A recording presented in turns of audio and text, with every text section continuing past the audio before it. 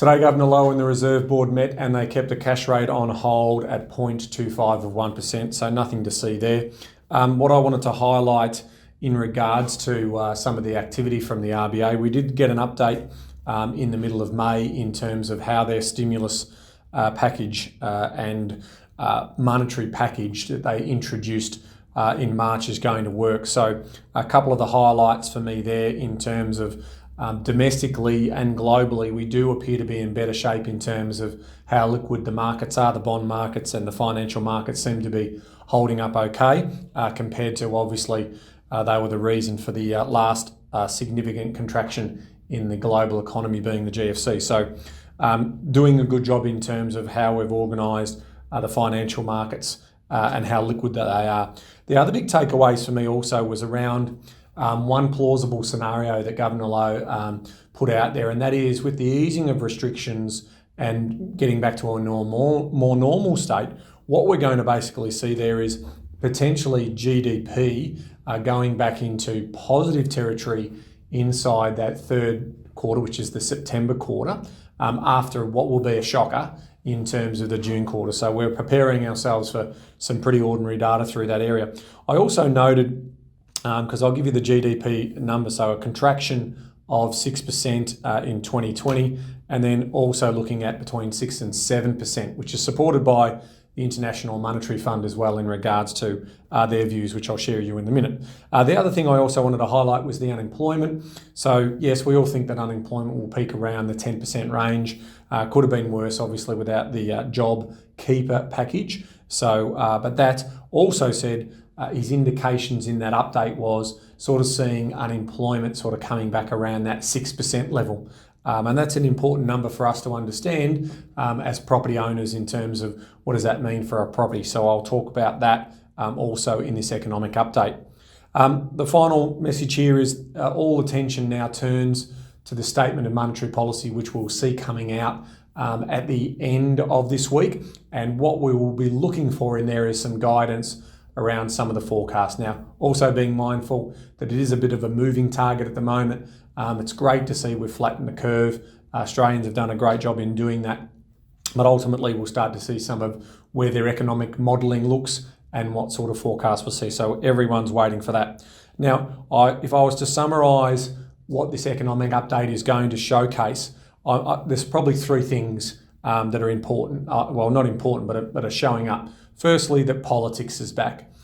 So what I'm sort of saying there is now, after we've gone through this uniformity in regards to looking after Australians first, now that Australia looks like it's reduced the curve, flattened the curve, as they say, we're now starting to see politics come out. So that's going to be a bit of a flavour that you'll see coming through my presentation today. In terms of the other two critical things, I'm going to share with you the predictions around distressed selling in property. I think that's overdone, and I'm going to prosecute my argument in regards to why I think that is misguided and we won't see the distressed selling that we're seeing people commenting about on social media and the like. We'll go to the facts and we'll go to the data on that one. And lastly, property won't be immune. So there are some areas in the property market which I feel are going to be at the highest risk. So I'll share with you that later in terms of what property type is going to be at the biggest risk in this pandemic. All right, so as I normally do, let's start with a global view. The first thing I'm looking at is the US politics. Now, over the past months and in the lead up to the end of the year, I talked about the US-China tariff war. I also talked about how President Trump's, pardon the pun, Trump card was the economic situation that was in the US, historically low unemployment and a booming economy. That was his card to obviously be re-elected in November. Well, obviously we know that that's not necessarily going to be the case. We'll probably see the US in recession during that time. So he's had to divert his strategy in terms of an argument that he can win, and that will galvanise his voters and his base. And that argument is China, in blaming China for the COVID-19 outbreak. So we're now starting to see that rhetoric materialise as part of his positioning and lobbying for his voter base come November. So for me, that is obviously politicking, and what that does do, unfortunately, is it destabilises the equity markets. It also, destabilises the global economy in terms of the US talking about increased tariffs and what that means for global growth. So one to watch there. It's only just starting to come out, but given that he's got very little to talk about in terms of how they've managed the actual coronavirus over in the US, he needs to play to his strengths. So blaming others plays to his strengths. In terms of some of the economic news out of the US, we did see some, pretty ordinary numbers, bordering on horrible numbers in terms of unemployment. So 3.83 million US people filed for unemployment during the week commencing the 24th of April. Now that was down from 4.42 the previous week, but that's more than 22 million people have now signed up for unemployment claims in the US. So that's not great. Consumer spending has plunged 7.5% in March on the spread of the coronavirus, limiting shoppers' movements. Makes sense. And then in terms of the ISM manufacturing survey, fell to 11-year low of 41.5 in April, suggesting a significant disruption to the manufacturing supply sector and the supply chain over that month. And yet, despite these large falls, a lot of people expected that number to go down to around 36.9. So that was the forecast. So 41.5 was actually better than expected. That's obviously the biggest economy in the world we wanted to have a look at. Let's turn our attentions now to China, who is a little ahead of the game in terms of the COVID-19 outbreak. And so here's what's positive news coming out of China, that the recovery in the Chinese economy has continued in April. So we have seen the data of the PMI manufacturing index is 50.8. Now that is a fall from 52.0 in April, but we've got to remember any reading above 50 is expansionary. So manufacturing is still expanding. And the other one, which was also quite positive, was the services PMI index rose to 53.2, and that's also in expansionary stage there, where it was 52.3. In terms of China's growth is expected to be muted, so it won't be as strong as what it has been around those 6% ranges for GDP because of this, because effectively the COVID-19 spread has meant that the export markets for China are going to be impacted as social distancing measures continue to impact productivity and spending around the world. I took with interest the latest update out of the International Monetary Fund in terms of their global growth forecasts. So I wanted to share those with you in terms of real GDP growth in 2020, what's expected, lots of negative numbers, but I also then wanted to share with you the rebound of what they're expecting in 2021 to try and give some context. So the world economy is looking at a negative 3% growth figure for the remainder of 2020 in real GDP, but then bouncing back in 2021, delivering a 5.8% growth story. US is going to be negative 5.9 to US positive 4.7 in 2021. Germany negative 7% with a positive rebound of 5.2. France negative 7.2 with a rebound of 4.5. Italy negative 9.1, so a significant retraction in their economic activity to then move positive 4.8. The United Kingdom negative 6.5 to a positive 4 number in 2021. Japan negative 5.2 to a positive 0.3. Canada negative 6.2 to a positive 4.2. China positive 1.2, so not even negative in 2020. So they seem to have still remaining positive in terms of economic growth to a positive 9.2 number. As the global rebound occurs, China plays a big role in that in their exports. So that's a significant pickup in growth in 2021. India also positive in regards to their 2020 real GDP outlook at a positive 1.9 to a 7.4. So very, very strong growth in both India and China anticipated. Round that out to Australia. So they're sort of talking about negative 6.7. You heard me say before that the RBA thinks that that's negative 6. And you heard, they're saying 6.1% positive rebound and the RBA is talking between 6 and 7% growth in the Australian economy next year. So that sort of rounds out the international outlook. I think that International Monetary Fund forecast is reasonable in regards to the information they've able to ascertain. And we've also got to be mindful that it is, as I said, a pretty moving feast at the moment. So those numbers are bound to potentially be adjusted as we work out how quickly we get mobility and also treatments and possible vaccines to give us our freedoms that we've enjoyed in the past. Turning back to Australia, and I pick up the politics story here again. So, the politicians got a lot of good capital, in terms of being united. They've done an excellent job on the back of the best medical advice that has been provided for us. So they built up some political capital, but they seem to be losing it very quickly. As this pandemic phase 1 is easing, what we're basically seeing is the politics coming out. So you want to see the politics being less of a play, but unfortunately, no, it's not going to be right now that we've got over this sort of immediate risk and panic, where we did see that uniformity. We've now got a disparity in regards to what the politics of the state and national parties are doing, and obviously the political parties associated with that. So as predicted, if you look at Labor's playbook nationally, in any of these types of crises, it's always about securing jobs for Australians. So they're going after the immigration story to try and instruct the government or put pressure on the government to reduce immigration, which understandably so, it does two good things in terms of their potential for re-election.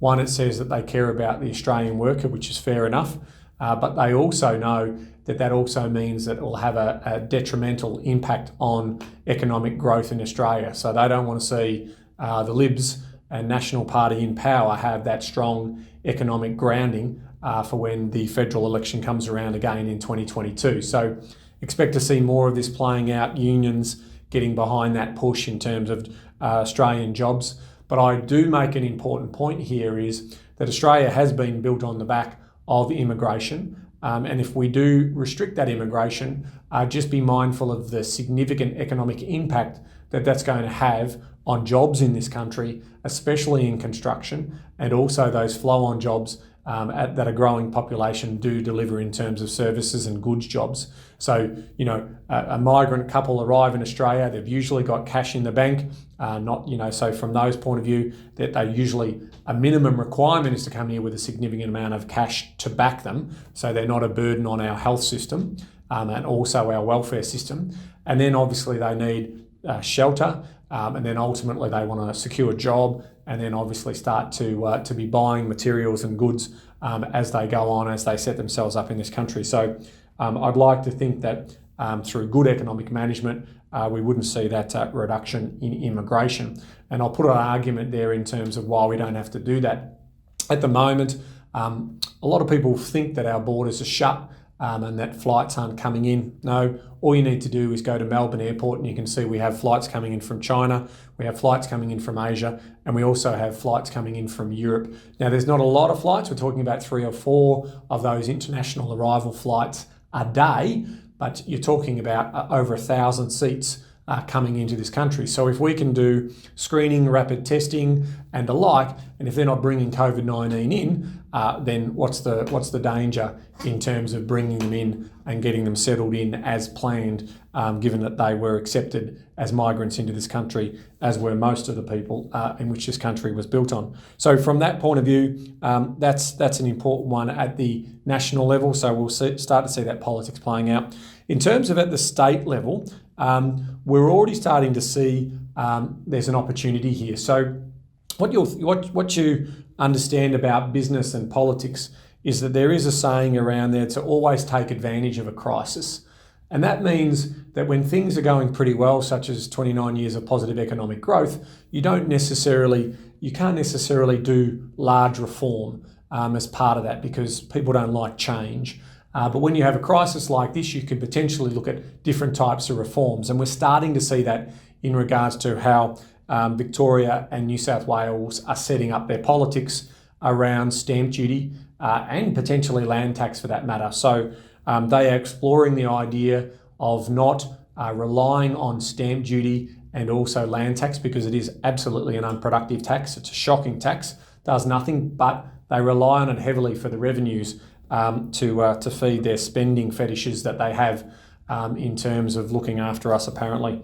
So from that point of view, we don't know what the details will be around around the impact to property. So the devil is always in the detail. So we look forward to seeing what is proposed and how that proposal will then potentially impact property. So we'll come back to you more on that once we see it happening. But effectively what it'll mean is that there'll be an annual bill that every household owner, including investors and owner-occupiers, will be paying to government, and there will be a potential transition period like what we've seen in the ACT. So they want to shore up their revenue base, so they're potentially using this crisis to take advantage of potential macro reform. Whilst I'm staying on macro reform, if I get on my little soapbox here, I will tell you that I also would love to see some reform in regards to GST and the political willpower to actually look at GST. It is a very good tax because it's a consumption tax, so long as obviously there's adequate safeguard measures there to protect our most vulnerable. And vulnerable doesn't necessarily mean middle class welfare. What we're talking about there is protecting those who are struggling in that. So I'd like to see that come up in regards to an opportunity. Now, turning to our economic activity for the month, I've got a lot to talk about from a property point of view, so you won't see all of the data coming through. And as I said, the data's all lag data anyway, and some of it's meaningless considering what we see here. And let's look at inflation as a good example of that.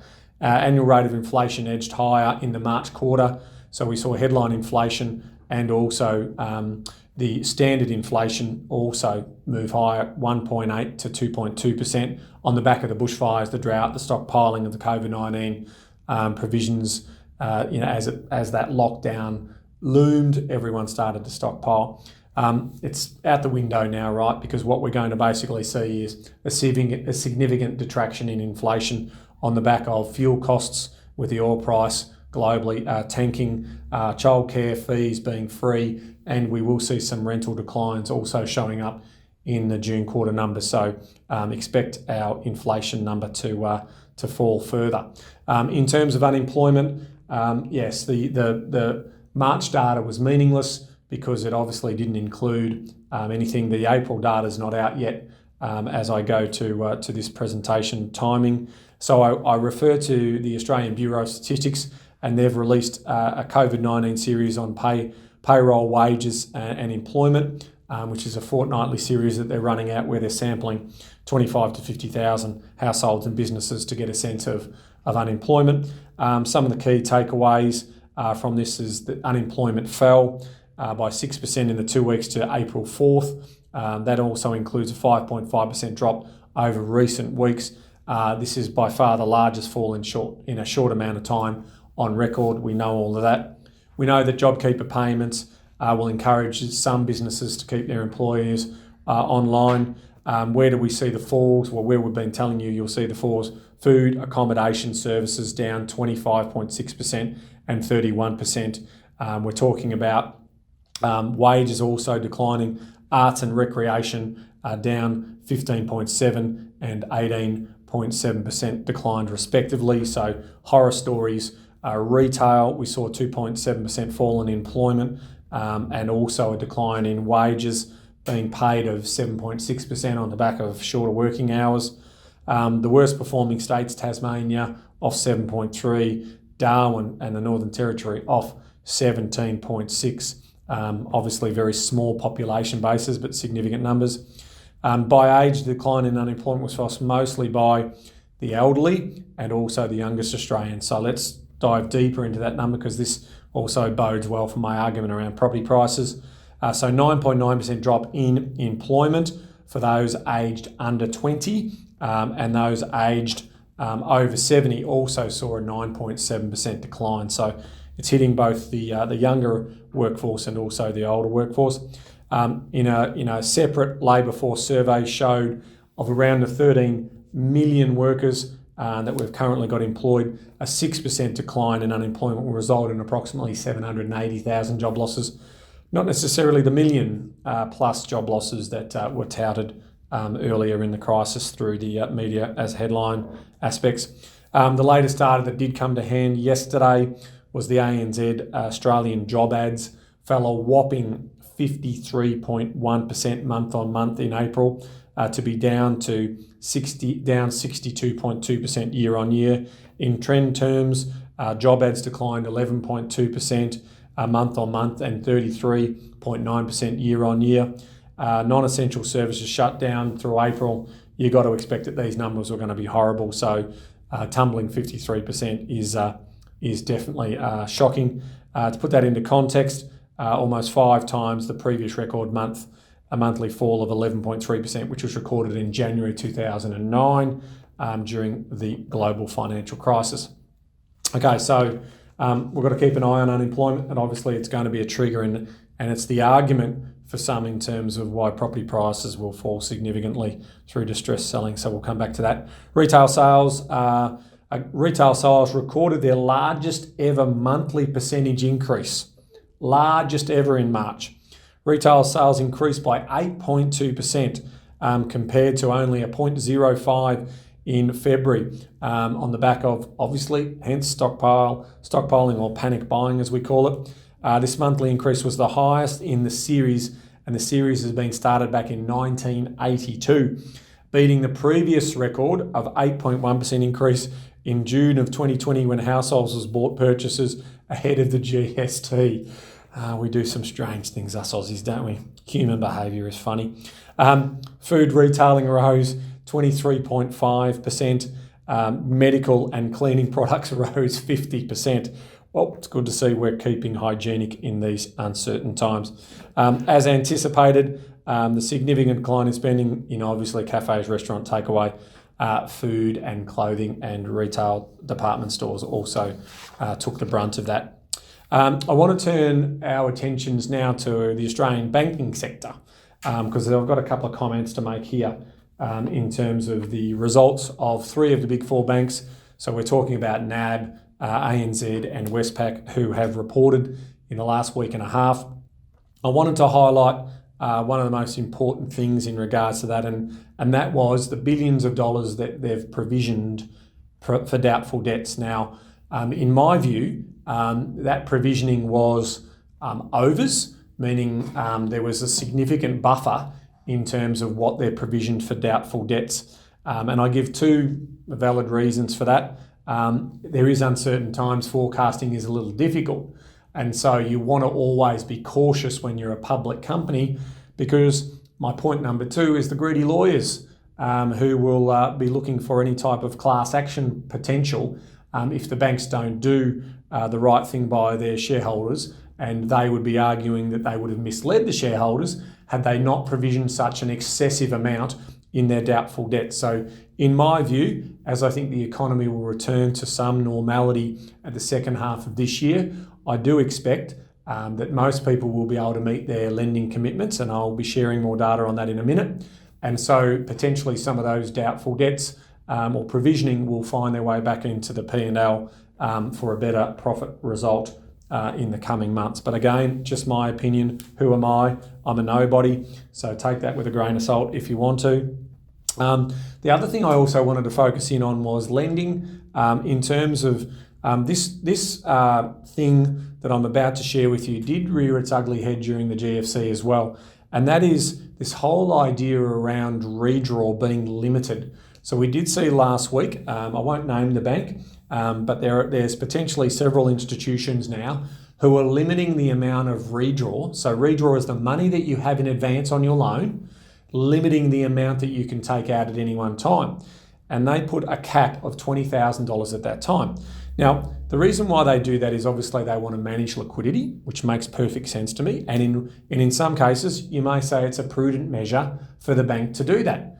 This is why I've been arguing, and this is why Bryce and I continually talk about, and why our team at Empower Wealth continue to set up your mortgage loans in the same way, where we always have an offset. against your principal home or your primary account being an offset account. They can't do that to you, even though they have the rights in the mortgage documents to say they can do that for redraw. They simply can't do that for your offset account.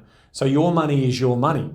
Now, I'm not sure why you need $20,000 or more in offset anyway, unless you're taking advantage of putting another deposit down for another investment property, which makes sense to me. But again, who am I? In terms of looking at that particular facility, you don't need to necessarily have that much cash reserve over the short term, but there is a flight towards cash because people are misinformed. They read too much social media and they start to panic. So from that point of view, I would be saying to you always, the number one rule of investing and money management is being in control. And so an offset account means it's your money, it's a transactional account, it's protected, so you won't that money's not at risk if it's sitting in an offset account up to $250,000 per individual under the government guarantee of the ADIs. So that is something that's really important to understand. So always don't go for cheap loan products with redraw, always go for the offset accounts. You're in more control and there are benefits to that, as well as obviously other benefits around offsets and investment properties and the like. Okay, so let's look at credit growth in March. We did see a surge of 1.1% in private sector growth over the month of March. That was good, up sharply from the 0.4 of 1% in February. The annual growth was looking pretty good at 3.6%. Business credit rose 2.9%, the fastest monthly increase since 1987. Understanding why, that's businesses basically just getting their money, that's been made available through the RBA and the banks as part of that stimulus program. So they're just putting that in reserves as a cash flow buffer for their businesses to get them through this short period of time. So that was a big number. Housing credit also grew modestly at 0.3. That was led by owner-occupiers who grew by 0.5. If you are an owner-occupier or someone thinking about getting into the market as a first home buyer, this next 3 to 6 months looks pretty exciting for you. There's going to be very, very little competition for you. So if you're in gainful employment and you've got a good buffer, then something to consider for yourself. In terms of other personal credit, we are talking about personal loans and credit cards here. Good to see declines in March, fell by 1.4% over the month. So a couple of reasons that could be, obviously people being a bit more cautious, but the other thing is you can't get out and spend. So those people aren't spending on those credit cards at the moment. Final bit of data around manufacturing. So sentiment declined sharply in April following a surprising strong result in March. The AIG performance of manufacturing index fell to 35.8 from 53.7% previously. So it was a strong reading of expansion in March. Again, we had some serious momentum, folks, coming into February, March before COVID-19 took a hold of us. And we're now starting to see that come through as well. In terms of dwelling approvals, this data was released yesterday, so it's hot off the press. In terms of unit dwellings, again, it's March data. Unit dwelling approvals rose by 1.3%. Private housing, houses, I should say, rose by only 0.2 in March. Private sector dwellings, excluding houses, so this is factories and warehouses and storage and office buildings and so forth, had also a healthy rise of 2.8% in March. Now, again, we can only say that was on the back of momentum building in the economy, which has since been stripped away from us for the short term by COVID-19. Okay, now we get into housing. So this is where I want to get serious.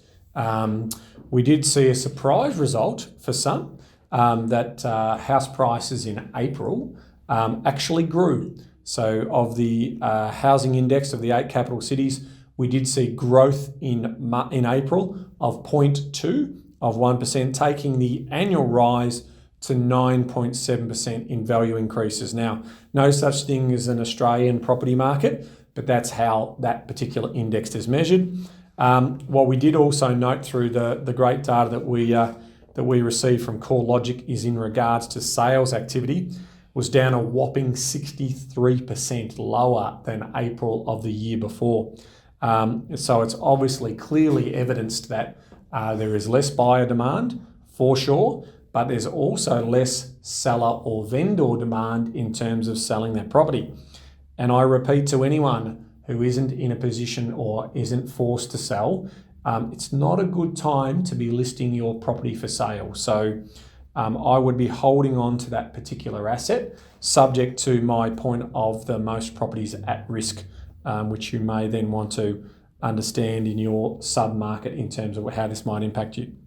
And now I want to turn my attention to the second point here around distressed selling and also what's going to happen to property prices, which is my subject matter knowledge. So I want to focus in and prosecute my case in regards to why I feel that property prices won't be as susceptible as some people think.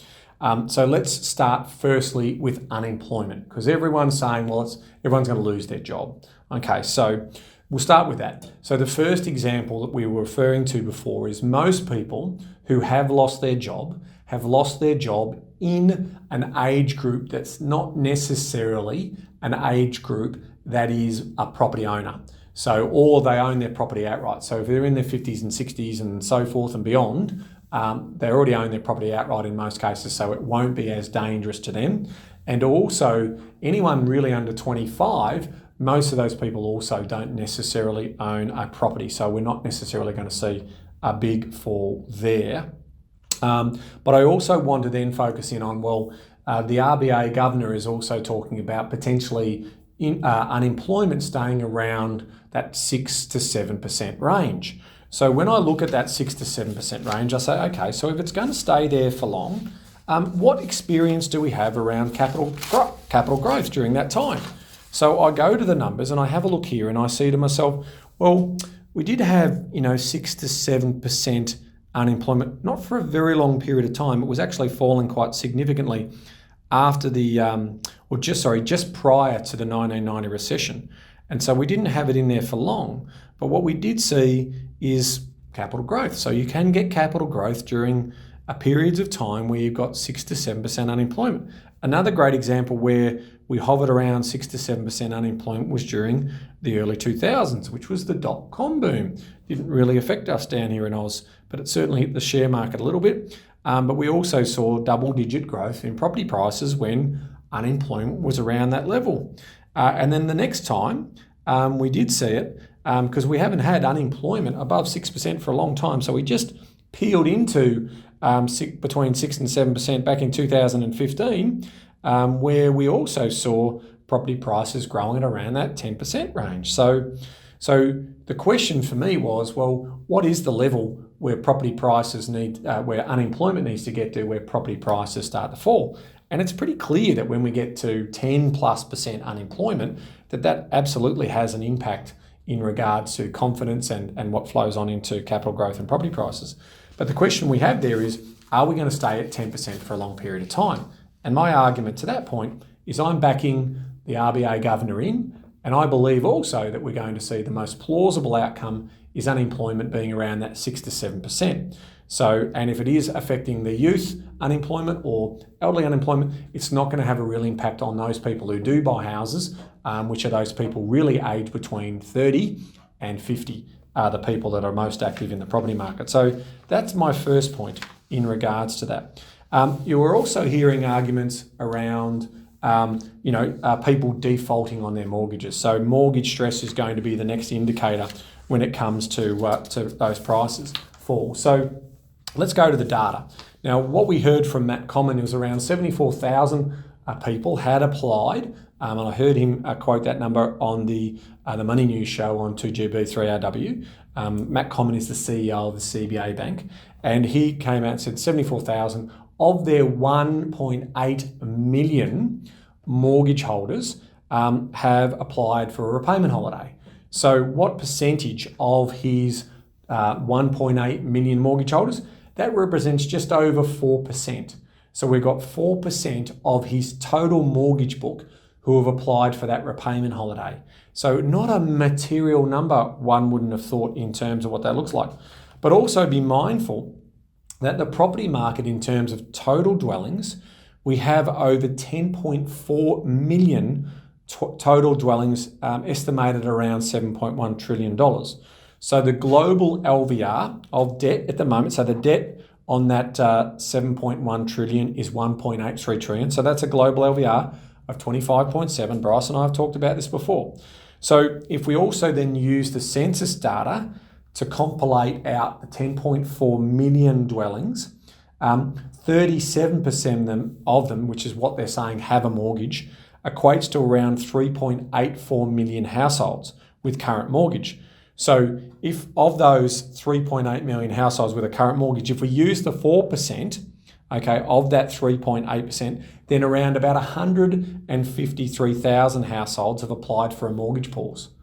Now, even if it was more than that, that represents about 1.48% of the total mortgage market. Again, not a material number. And considering that they're spread out everywhere, that it won't be all in one suburb or all in one street, how do you then determine that that's going to provide the listings and the distress selling that's going to move values in a particular location? You need a mass of stock like that. So we can refer to, what type of markets can we refer to for that type of research? Mining towns are a classic.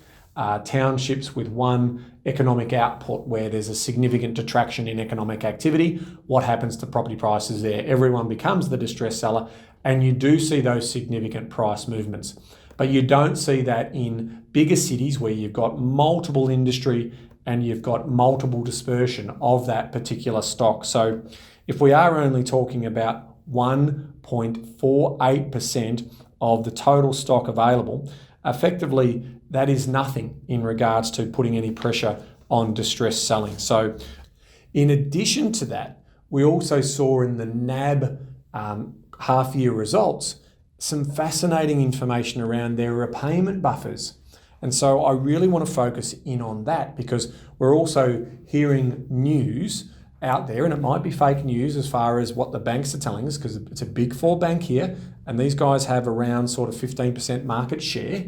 This is what they're saying. So they're saying in terms of repayment buffers, and this, so for context, it represents payments in advance by accounts, includes offset, but it also excludes accounts in arrears or advantage book and lines of credit. So what they're basically saying there is this is the bank's lending, but it doesn't include any overdrafts or buffers. This is cash. This is savings that households have in their bank account. So greater than 2 years of savings, 32% of NAB's mortgage customers have greater than 2 year buffer. 1 to 2 years, 7%. 3 months to 12 months, 14%.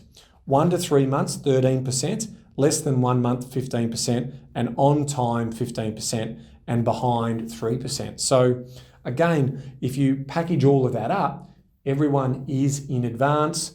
And then if you look at the overall numbers that are requesting a repayment pause, they are immaterial in regards to the broader mortgage market, which, as I mentioned earlier, is around 3.84 million mortgages. And we're only talking about a couple of 100,000 of people who are actually taking the repayment pause. So I can't see that as being a material number that people need to worry about. That said, property prices aren't going to be immune.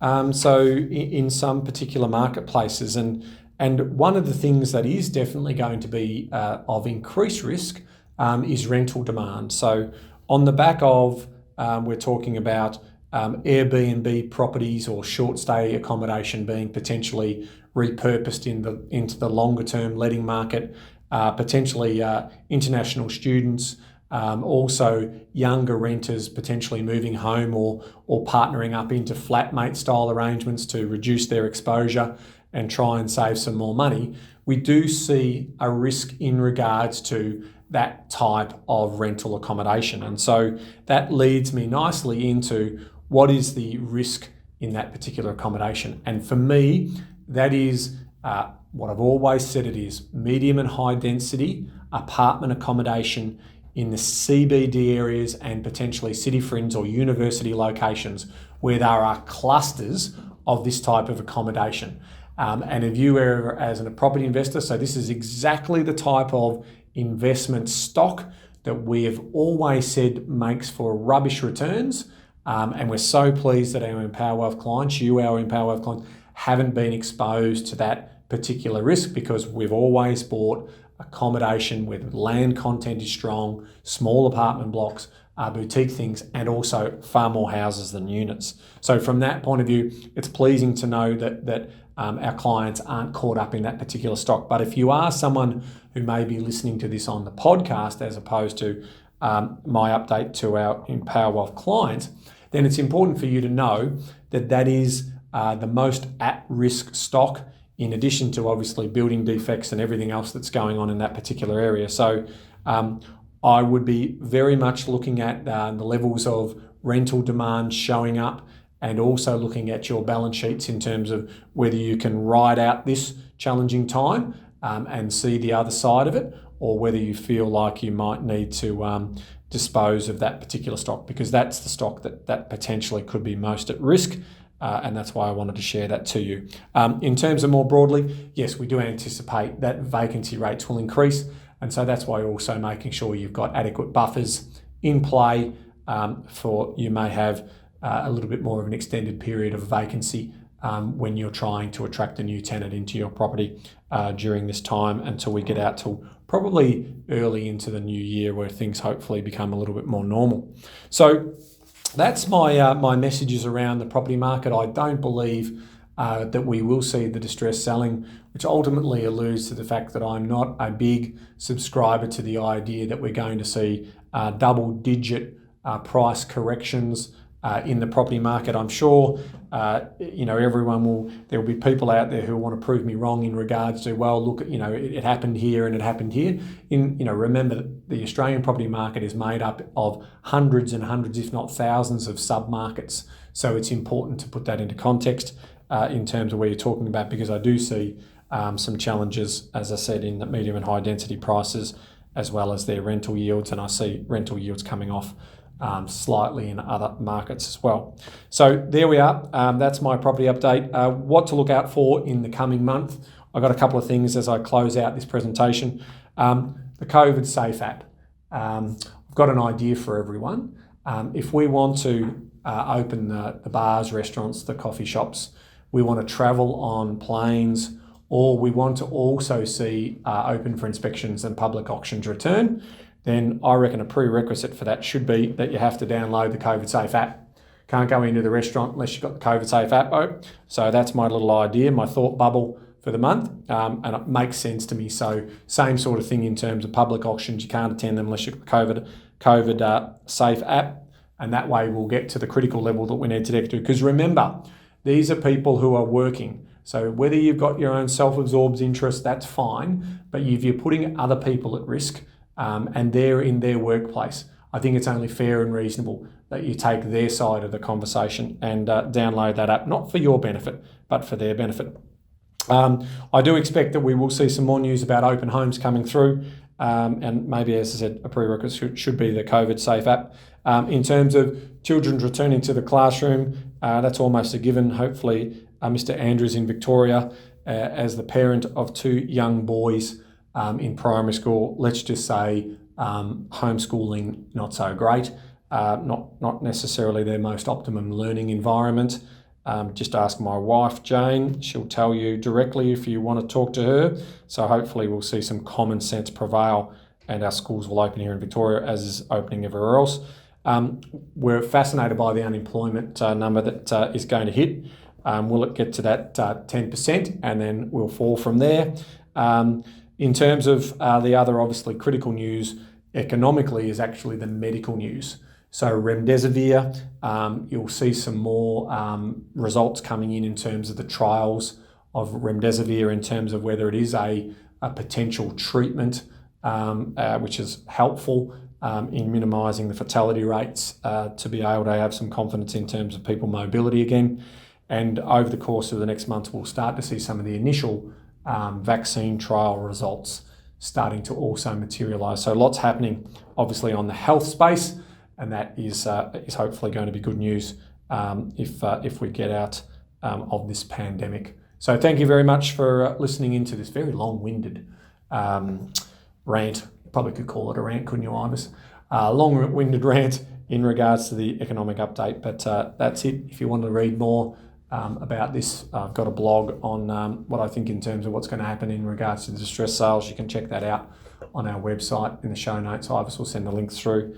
But until next month, knowledge is empowering, but only if you act on it.